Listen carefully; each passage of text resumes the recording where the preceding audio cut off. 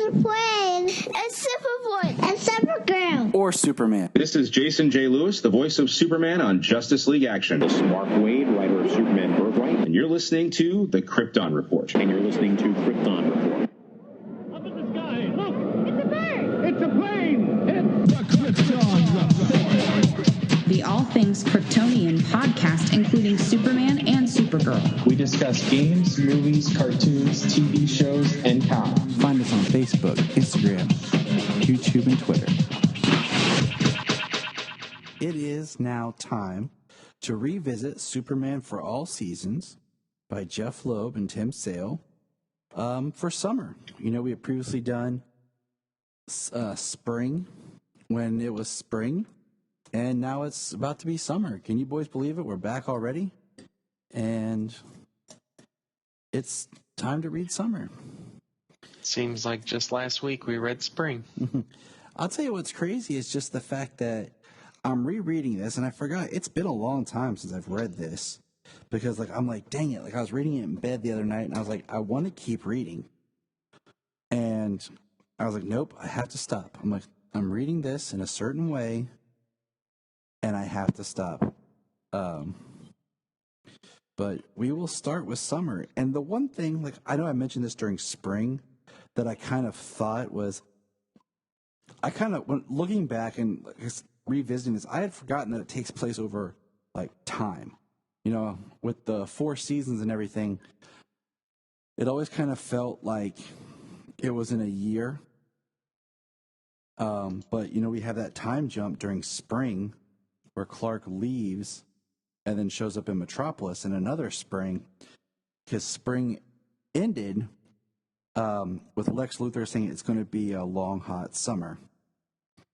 So when we get to summer, it's that summer, but we're still not in the same time as, say, when spring started. That's just one of those things, because there is a page later in here where Clark returns to Smallville, and there's a reference to Lana being gone for a long time. But Brian, I know that you've been rereading a lot of Tim Sale and Jeph Loeb. I have. I just reread The Long Halloween yesterday. I'm currently rereading Dark Victory after many, many years. I love this duo. They are one of my favorites of all time. I can understand why. I like the art. Superman has a unique look in this book, so it's kind of cool. It makes it definitely stand out. But the only thing I will say is that I like Tim's drawing of Batman a little bit better. Oh, I do too. Because I'm looking at this, I think it's on page 2 of the comic. Superman just it kind of looks chubby, man. Just in the face, the face is just kind of, he's kind of chubby. I don't know how else to put it. The rest of the body, he's muscular, but I don't know. I don't know how to put it into words. What I'm trying to say, sometimes he looks chubby. There. They said it before that they drew him just a corn-fed big farm boy. Is how they portrayed him.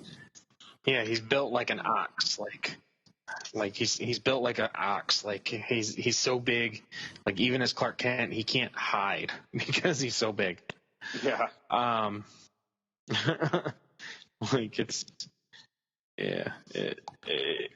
He as Clark Kent, he slouches and stuff. So his massive neck makes it look like he has no neck when he slouches, as opposed to when he's standing up straight as Superman. So it kind of makes his face look rounder, more chubby, Well, but one thing I do love, though, is I love I love how Tim draws Superman at his super speed. Like there's a panel where Superman grabs a weapon from somebody, and Tim he just takes like a pastel color and he just smears this red and blue. He's the red blue blur. It's done so well. I just love it. And I love Jeff's writing, like how this comic starts off with, this is all from Lois's perspective. But I love how she says, what was it? I'm trying to get to it. I apologize. Where are we? Page mode, panel mode. Okay. But she's talking about you and your digital. I got the physical book in front of me. Yeah, I don't. Sorry, go ahead. That's all right, man. We just give each other crap about the digital and physical media. I'm holding my handy dandy trade paperback that I purchased at Half Price Books for like $7. There you go. But she says, he flies. He can see through walls. He can lift up cars or bounce bullets off his chest or do just about anything he wants to. And that's the part that gets me. Oh, crap. And she's like, that's the part that gets me. He can do anything he wants to, and he decides to do what? He decides to be a hero. Yes. And she's like, and we live in a world where nobody sticks their neck out for anybody. I write about it all day long. We lie to each other. We brutalize each other. We kill each other. And here's this man. It's amazing for someone who makes a living using words how often they can fail you. But he sticks his net out for everyone, way, way out.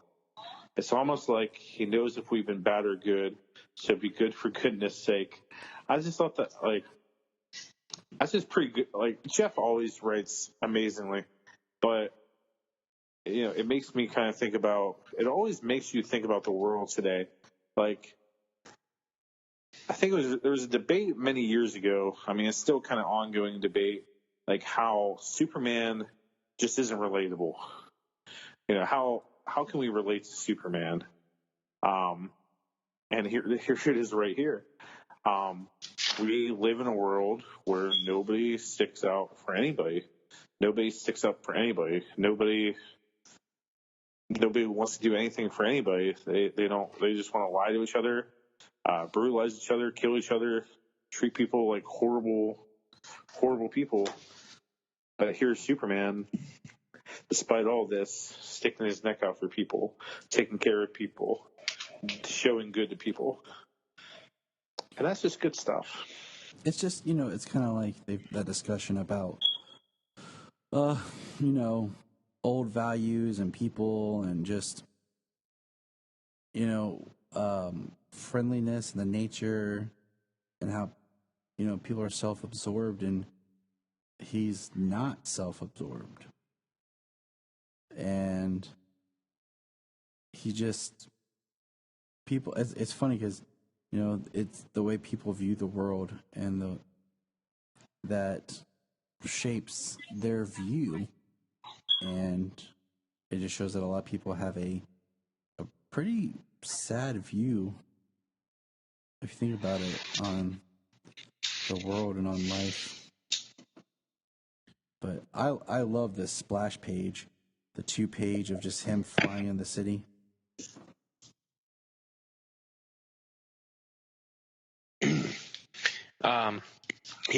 Yeah, the splash pages were pretty nice. Were really nice.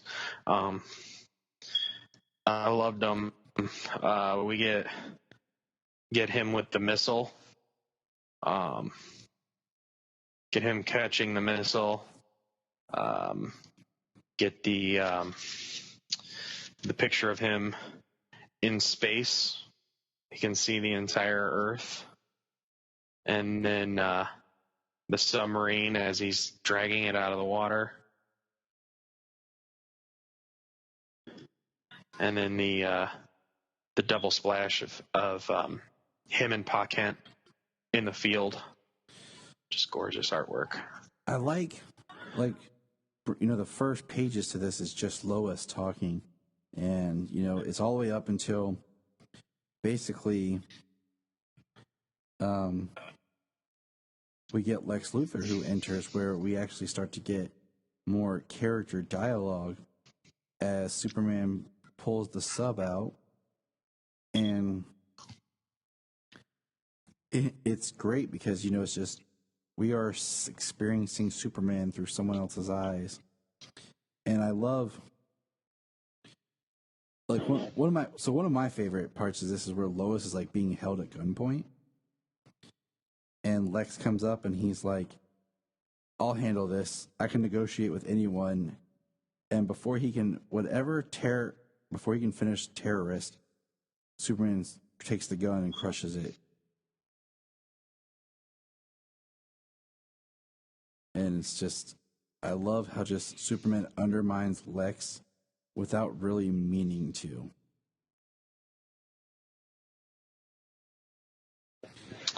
Well, he doesn't. I get the impression that he doesn't think very highly of Lex. He doesn't. He doesn't think highly of Lex. He doesn't think highly of Lex's crew, who's there trying to help. But then, of course, he's like they're trying to be show-offs and they're trying to, put out this fire, but somebody was going to die inside. And, when Lois and Clark are talking after he's flying her back,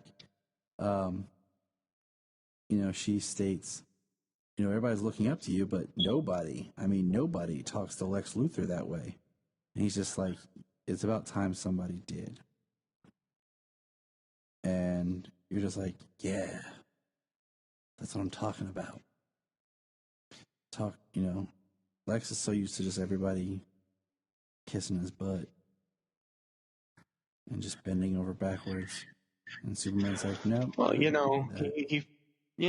he knows that Lex sees himself as better than everybody else. And he, no matter your stature, Superman, he doesn't think himself better than other people with all the things that he can do.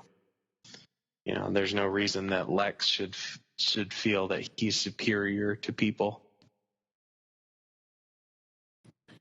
I love the little thing that Lois says, that her and Jimmy got bored one day and they were trying to calculate how much money Lex makes, and they said Lex makes probably about $150 per second, and she said basically what we came to the conclusion is, if Lex saw a $100 bill on the ground, he wouldn't pick it up because it would be a waste of his time. That was pretty cool. That's just how Lex lives his life.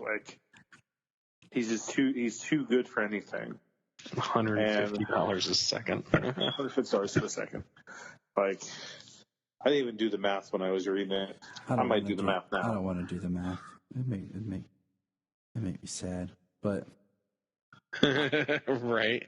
I just like the fact that she says Jimmy and I got bored. I like seeing, I like when Jimmy's played younger, but he's not too young that they don't actually like having Jimmy around. Where he's that kind of annoying child. I like that Jimmy's part of the group. So I don't like when it seems like Jimmy's just like a child that's following them around. So yeah, I never liked that either. I like stories where they show what an asset Jimmy actually is. I really appreciate those stories. So what I like is we get this kind of brief intermission of when Lex was talking, the sub, Clark taking Lois back to the Daily Planet, or should I say Superman, because then we have him change into Clark, and he comes out, and Lois and him kind of have a little chat, and then we see Clark as it goes back into Lois's narrating, and she's talking about women have this idea, man, and no such man exists, and then along comes Superman and screws everything up, and we're seeing Clark, and she's talking about where does he go, what does he do, and we just see Clark hanging out in his apartment. And then we get him going back to Smallville. And I like how she has a line here. Clark has this theory that Superman slips off to some kind of fortress of solitude. This from a man who starts his day off with cornflakes. Do you guys get the significance of the cornflakes?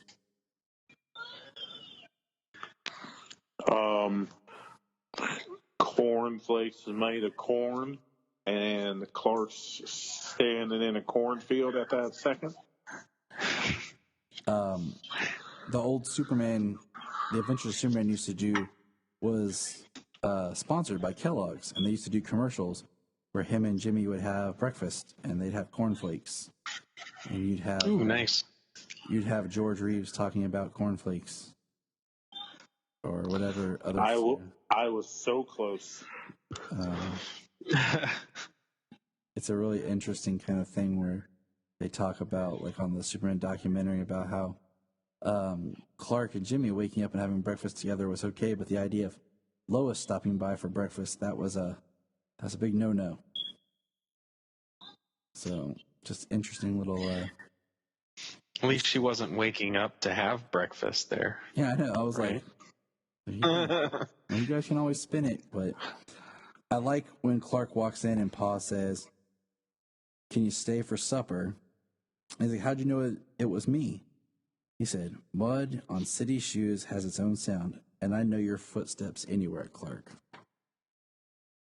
And then there's that splash page of them in the cornfield, which is awesome because yeah, you could probably feel the thud of him walking across the field from 100 yards away.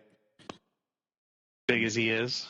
I'm watching the cornfield grow rather quickly across the street from me, so I'm just like, I missed that view. It's nice. But so we have Clark's in Smallville, and it's just kind of neat because we see the way he presents himself, and he goes to Lana's house, find out that Lana is gone, and the preacher's there. He's been tending to the garden and everything of the house since Ruth passed on. With Lana gone, it's kind of interesting how the people still take care of each other, and we get little bits of Lois's overarching narrative. And then we run into Pete, and they go back to the soda shop, and it's, much like we saw in Spring. I like how we get very little narrative of his time in Smallville. Yes. It's only in the first few pages, then it's gone until he leaves.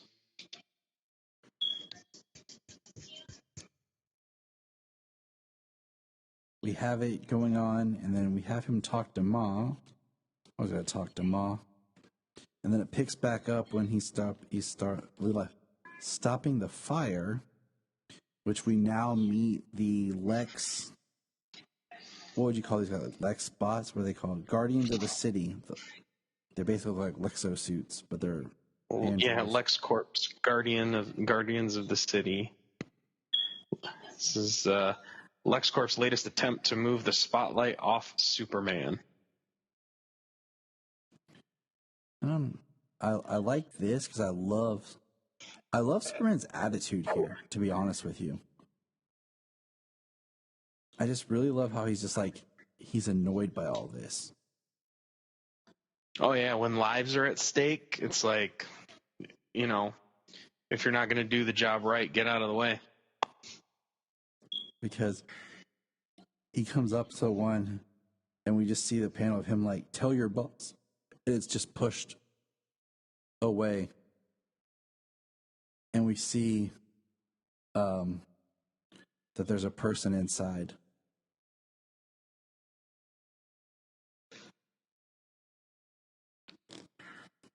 And he flies in, gets the person, the woman, puts out part of the fire and flies out, puts her down. She says, bless you. He tells the bots to clear the area, and then he puts out the fire. This is a job for Superman. In pretty awesome fashion. Spins really fast and sucks all the oxygen up, which draws the fire out. Which is awesome. Yep. And then,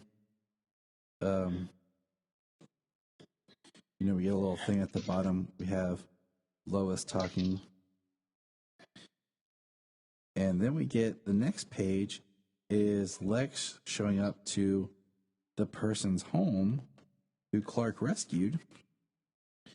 And we find out that basically he's her angel, and she's extremely obsessed with Superman. She has pictures and clippings and candles. Posters and candles and shirts or pillows or... I mean, yeah, look, I don't have candles lit in my basement. Okay? I'm not... I was going to say, your shrine is everything but that. Well, they're not lit right now. Yeah, I don't have a candle vigil at my house for Superman, fellas. Sorry. Oh, see, I thought you lit a candle every time Superman saved somebody. Yeah, I would be burning my house. I thought you lit a candle every time Bendis publishes a book. Well, that's just praying it's going to be good. Exactly. or lighting a candle for each good issue just lost. No, I'm just kidding. Anyway, so you still need that goat for that sacrifice? Wow. But so I mean that kind of ends summer. I did like the line I forgot it here when he's talking to Pa. And hold on, I don't want to paraphrase it. I actually want to say the actual line. So hold on. He says, Pa says, hot in the city, Clark. Clark says, air conditioners everywhere, Pa. It's like they don't even notice it's summer. And then he referenced the dog, Shelby. Says Shelby's gotten older. So it's just kind of interesting, There are these little continuity things that kind of are fun to play with, like, Clark's dog, before Crypto, or if it was Crypto, or kind of like how they, on Smallville, they tried to play it both ways. Yeah. It was Shelby, but they also called it Crypto, so you could kind of get away with it. But yeah, it was just a nice Easter egg, but it was really cool that they had his childhood dog named Shelby. So, but I liked summer. I still prefer spring better, but it was a nice kind of continuation chapter of the story. I did enjoy it. I did enjoy like it being narrated. Well, first chapter, Spring, was by Pa, wasn't it? By Pa Kent. Yep. And then this one's by Lois Lane. And then the next one's by Each Lex. one's narrated by somebody else. Yeah. So I'm intrigued just because, like I said, it's been so long since I've read it all. I've forgotten a good bit of it, and for some reason I remembered Spring really strong in my mind. but the rest of it I remember pieces, so it's a good little chapter to revisit for the long, hot summer, hopefully ahead of us, but who knows? We'll probably be, ready for snow next week. It's how we do in Ohio. Yeah. I think it's very few years that we get snow beyond May, though. It's you never know what's going to happen right now. It's the end of time. No. It could literally be 40 degrees tomorrow and then 80 degrees the next day. Absolutely. Any final thoughts on the story? Bring anything we missed? Just comments about the structure or anything, guys? I think we talked about it pretty good.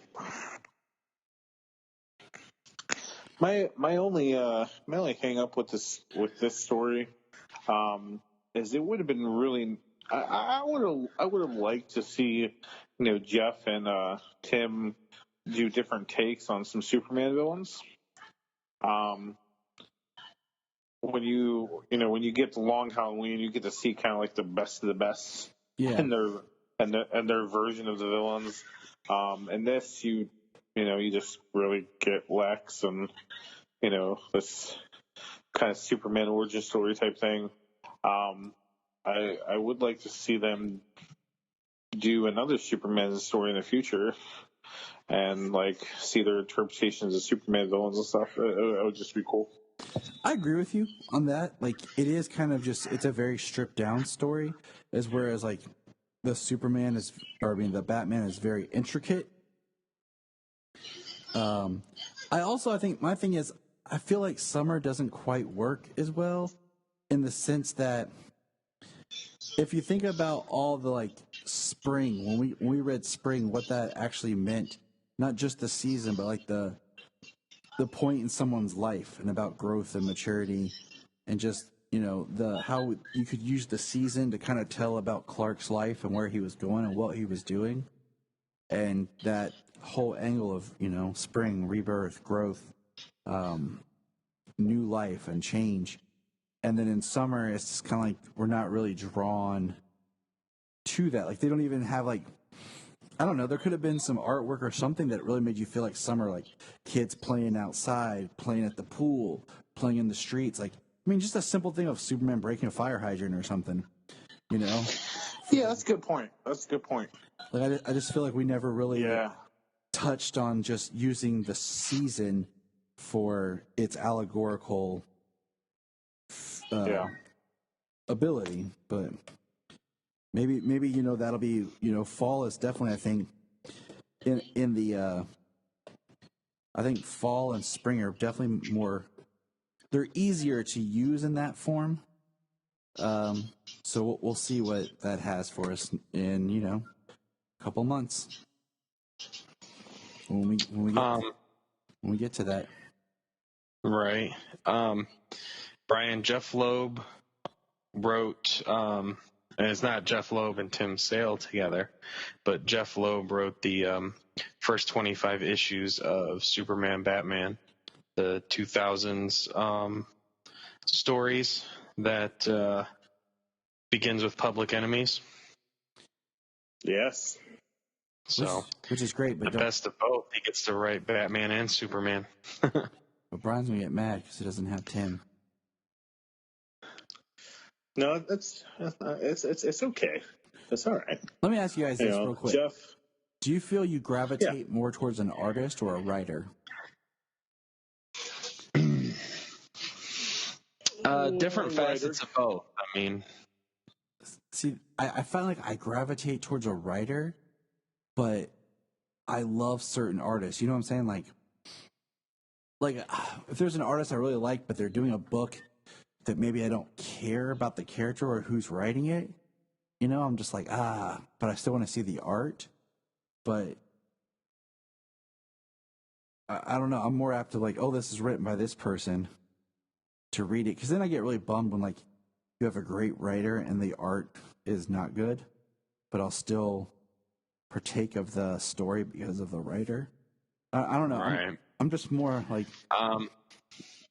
Well, I mean, for me, the comic books, I mean, they actually, I prefer that, both a talented writer and a talented artist and art style that I can gravitate to. There are some that are a little less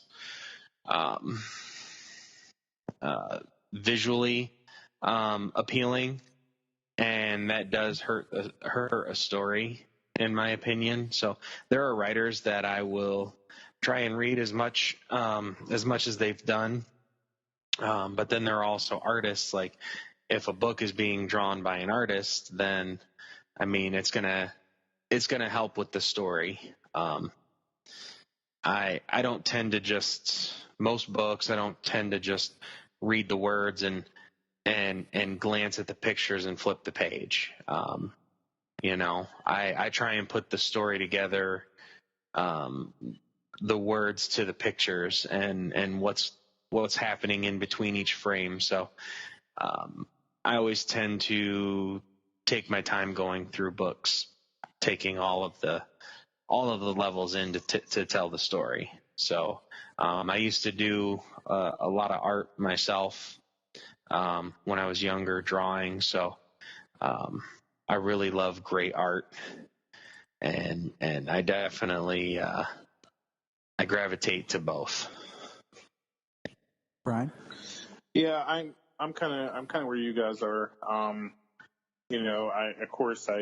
I remember the story more if it had excellent writing. Like a Jeph Loeb, a Jeph Johns, George Perez, more Wolfman type thing. But there's been times where I've read a book and they've changed an artist mid-story, and I've just stopped reading because the art was just pure trash. I think it was like Ultimate X-Men, kind of when they were starting to do like the Phoenix Saga, it might have been. They were right in the middle of the story and they changed the artist to like a heavy.